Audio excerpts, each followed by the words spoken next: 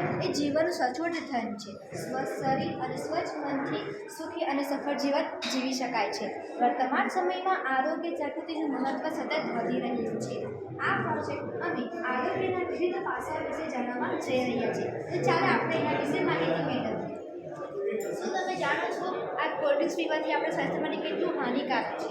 એ આપણે ન પીવું જોઈએ। એમાં વધારે પ્રમાણમાં શુગર એડ કરવામાં આવે છે, જેથી આપણા શરીરમાં વધારે રોગ થઈ શકે છે, આપણું શરીરનું વજન પણ વધી શકે। એનું સેવન કરવું જોઈએ, જેથી આપણા શરીરને હેલ્ધી પણ આપે, આપણા ઇમ્યુનિટી પાવર વધારશે અને આપણને એનર્જી પણ આપશે। તો એના માટે આપણે આપણા ઘરના જે ફૂડો હોય છે એનું સેવન કરવું જોઈએ।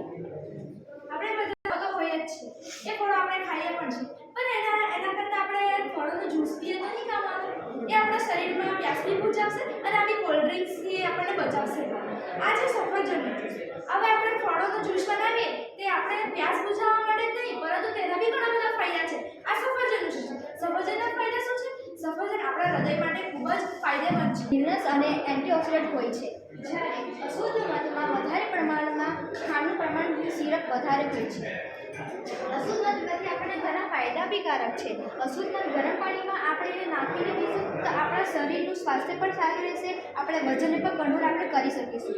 જ્યારે અશુદ્ધ મધ એ આપણા માટે ખૂબ હાનિકારક છે, તે આપણે ન પીવું જોઈએ।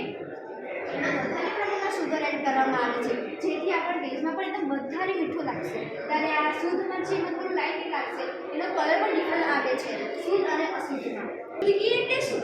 શુદ્ધીના શું ફાયદા છે આપણા શરીરમાં? એ પાચન તંત્રને મજબૂત બનાવે છે, ખાવું જોઈએ। અશુદ્ધ આપણા પાચન તંત્રને નબળું બનાવે છે, તે પચવામાં ભારે છે, તેથી આપણને અપચો અને ગેસ જેવી બીમારી થઈ શકે। પિકનિક પર જાય ત્યારે વેફર જ ખાય છે, બાલાજીના વેફર કેવા તેલમાં તળેલા હોય છે?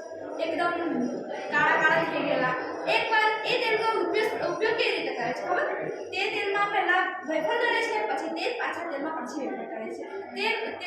તેમાં પાછળ આર્ટિફિશિયલ કલર પણ મિલાવવામાં આવે છે। આર્ટિફિશિયલ કલર આપણા શરીર માટે ખૂબ જ હાનિકારક છે, તે આપણા હાર્ટને નબળું બનાવે છે, આપણા શરીરમાં પાચન